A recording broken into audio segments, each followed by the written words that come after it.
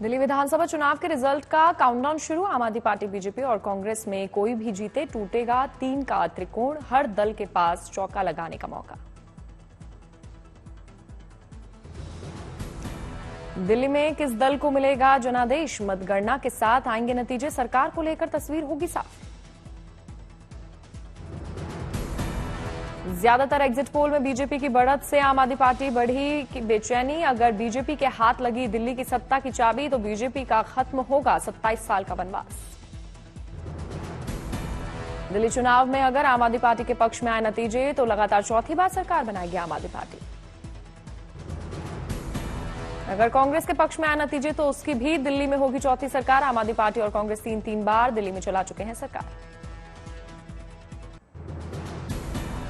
नई दिल्ली विधानसभा से आम आदमी पार्टी प्रत्याशी अरविंद केजरीवाल, बीजेपी से प्रवेश वर्मा और कांग्रेस से संदीप दीक्षित के बीच कांटे की टक्कर। 2020 के चुनाव में नई दिल्ली से केजरीवाल ने मारी थी बाजी। जंगपुरा से आप प्रत्याशी मनीष सिसोदिया और बीजेपी प्रत्याशी तरविंदर सिंह वकील के बीच है मुकाबला। कांग्रेस से फरहाद सूरी ठोक रहे हैं ताल। कालकाजी से आप प्रत्याशी आतिशी और बीजेपी प्रत्याशी रमेश बिदूड़ी के बीच जबरदस्त मुकाबला। कांग्रेस ने अलका लांबा पर आजमाया है दांव। चांदनी चौक से आम आदमी पार्टी प्रत्याशी पुनर्दीप सिंह साहनी और बीजेपी से सतीश जैन के बीच वॉर। वहीं कांग्रेस कैंडिडेट मुदित अग्रवाल भी रेस में लगा रहे दौड़। आरके पुरम से आप प्रत्याशी प्रमिला टोकस और बीजेपी प्रत्याशी अनिल शर्मा के बीच सीधी टक्कर। कांग्रेस प्रत्याशी विशेष कुमार के भाग्य का होगा फैसला। लक्ष्मीनगर से बीजेपी प्रत्याशी अभय वर्मा के खिलाफ खड़े आम आदमी पार्टी प्रत्याशी बीबी त्यागी। कांग्रेस से सुमित शर्मा भी मैदान में। 2020 में भी बीजेपी को इसी सीट पर मिली थी जीत। विश्वासनगर सीट से बीजेपी प्रत्याशी ओम प्रकाश के खिलाफ खड़े हैं आम आदमी पार्टी से दीपक सिंगला। पिछली बार के विजेता हैं ओम प्रकाश। कांग्रेस से खड़े हैं राजीव चौधरी। गांधीनगर सीट से बीजेपी प्रत्याशी अरविंद सिंह लवली के खिलाफ है आम आदमी पार्टी प्रत्याशी नवीन चौधरी। पिछली बार भी बीजेपी प्रत्याशी ने मारी थी बाजी। कांग्रेस से कमल अरोड़ा आजमा रहे भाग्य। रोहतासनगर से बीजेपी प्रत्याशी जितेंद्र महाजन और आम आदमी पार्टी प्रत्याशी सरिता सिंह के बीच मुकाबला। कांग्रेस से गुरचरण सरोज हैं प्रत्याशी। पिछली बार के विजेता हैं जितेंद्र महाजन।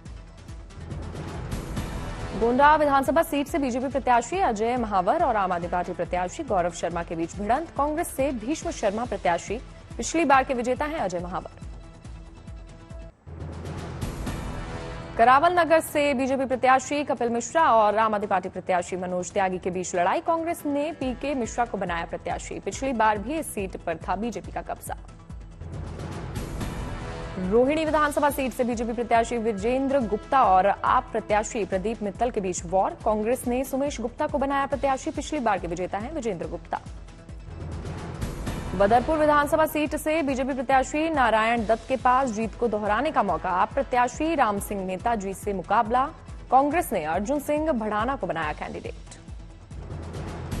7 तरीकों से हो रही दिल्ली के ईवीएम की सुरक्षा। 24 घंटे 3 स्तरीय सुरक्षा की तैनाती। वीआईपी और अधिकारियों सहित किसी भी वाहन का प्रवेश वर्जित। कर्मचारियों और अन्य सहायक कर्मियों सहित लगभग 5000 कर्मचारियों को मतगणना प्रक्रिया के लिए तैनात और प्रशिक्षित किया गया। कल आएगा दिल्ली चुनाव का रिजल्ट। आम आदमी पार्टी और बीजेपी में कांटे की टक्कर। दिल्ली विधानसभा चुनाव में 70 विधानसभा सीटों के लिए कुल 699 उम्मीदवारों की किस्मत का होगा फैसला। चुनाव आयोग और प्रशासन सुरक्षा को लेकर पूरी तरह मुस्तैद। कुल 70 स्ट्रांग रूम बनाए गए हैं जहां ईवीएम सुरक्षित रखी गई।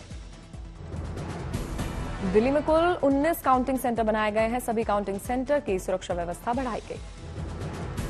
दिल्ली चुनाव पर 14 एग्जिट पोल आ चुके हैं। इनमें 12 ने बीजेपी को बहुमत दिखाया।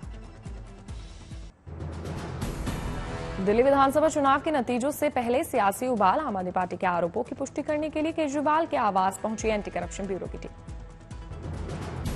सूत्रों के हवाले से खबर है, एंटी करप्शन ब्यूरो ने केजरीवाल पर लगाए जांच में सहयोग नहीं करने के आरोप। बिना बयान दर्ज किए वापस लौटी एसीबी की टीम। एसीबी ने अरविंद केजरीवाल को दिया नोटिस। 15 करोड़ ऑफर देने के दावे पर मांगी पूरी जानकारी। 15 करोड़ किसने और कैसे ऑफर किए। केजरीवाल के आरोपों को लेकर एक्शन मोड में एसीबी की टीम। केजरीवाल से पूछा, आपके खिलाफ कार्रवाई क्यों नहीं की जाए। एसीबी के एक्शन को लेकर बोले आम आदमी पार्टी के लीगल हेड संजीव नासियार। कहा, जिस वक्त केजरीवाल के आवास के बाहर पहुंची एसीबी की टीम, ना तो उनके पास सैंपल थे और ना ही कोई नोटिस। आम आदमी पार्टी के लीगल हेड संजीव नासियार का एसीबी के नोटिस पर जवाब। कहा, ऊपर से निर्देश लेने के बाद 1.5 घंटे में नोटिस बाहर से तैयार करवाया, नोटिस का हम देंगे जवाब। एसीबी दफ्तर से बाहर निकले आम आदमी पार्टी सांसद संजय सिंह। कहा, 15 करोड़ के ऑफर केस में दर्ज कराई गई शिकायत, एसीबी ने मांगे सबूत।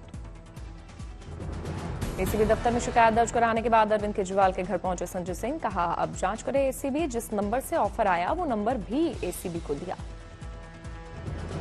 एसीबी से की गई शिकायत पर बोले संजय सिंह। कहा, कल 12:09 पर मुकेश अहलावत को कॉल आई, 15 करोड़ और मंत्री पद का लालच दिया गया।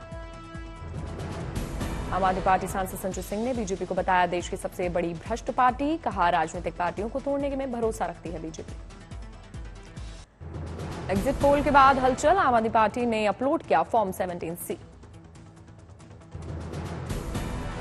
अरविंद केजरीवाल का चुनाव आयोग पर आरोप। बोले, पारदर्शी काम नहीं कर रहा है इलेक्शन कमीशन।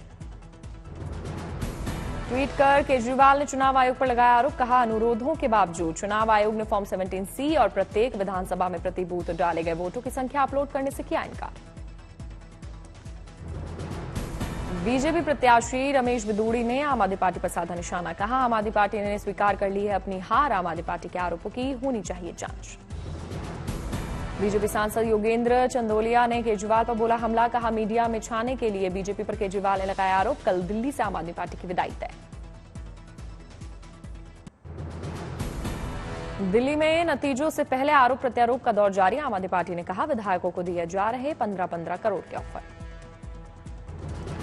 दिल्ली बीजेपी अध्यक्ष वीरेंद्र सचदेवा ने आप पर किया पलटवार। कहा, केजरीवाल और उनकी टीम का मानसिक संतुलन बिगड़ गया है, इनके घटिया आरोपों पर हम लोग संज्ञान ले रहे हैं। आम आदमी पार्टी के नेता संजय सिंह हो या बाकी लोग, इनका मानसिक संतुलन बिगड़ गया है। एग्जिट पोल से ही इन लोगों की भाषा बदल गई है। आम आदमी पार्टी आपके आरोप पर प्रवीण खंडेलवाल ने भी बोला हमला। कहा, अरविंद केजरीवाल हताश हो गए हैं, इसलिए झूठ बोल रहे हैं। हम पहले से ही भारी संख्या में दिल्ली में सरकार बना रहे हैं। दशा में बदल अन्य लोगों पर आरोप लगाएंगे, लेकिन उनके इस आरोपों के खेल ने दिल्ली को दुर्दशा में बदल दिया है। और इसलिए कल जब ईवीएम खुलेंगे तो भारतीय जनता पार्टी प्रचंड बहुमत से अपनी सरकार बनाएगी।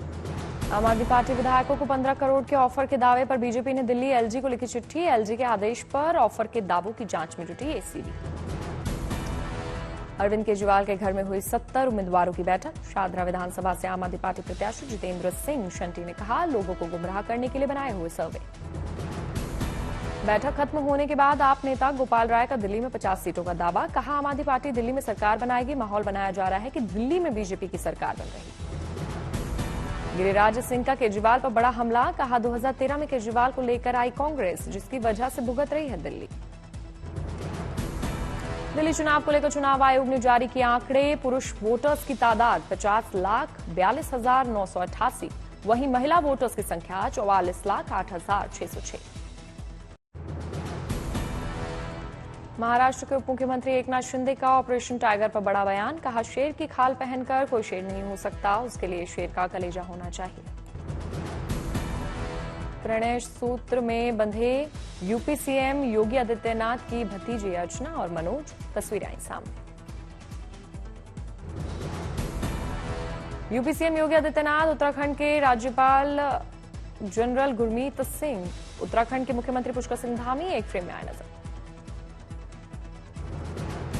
भारतीय नौसेना ने ट्रोपेक्स 25 संयुक्त समुद्री अभ्यास में 65 जहाज, 9 पनडुब्बियां और 80 से अधिक विमान तैनात किए। भारत ने चीन की बढ़ती नौसैनिक गतिविधियों का किया दावा। अमेरिका से वापस भेजे गए भारतीयों से बदसलूकी मामले पर भारत ने की बात। विदेश सचिव विक्रम मिस्री ने कहा, हालात पर बनाए हुए हैं नजर, हम दुर्व्यवहार के सारे मसले उठाएंगे। देश के युवाओं के लिए केंद्र सरकार की बड़ी पहल। कौशल भारत कार्यक्रम के लिए 8,800 करोड़ रुपए की मंजूरी। केंद्र की तरफ से राष्ट्रीय सफाई कर्मचारी आयोग के लिए बड़ा कदम, 3 वर्ष के लिए बढ़ाया गया आयोग का कार्यकाल। दक्षिण तटीय रेलवे जोन के विकास के लिए बड़ा फैसला, रायगढ़ में नया रेलवे डिवीजन स्थापित किया जाए।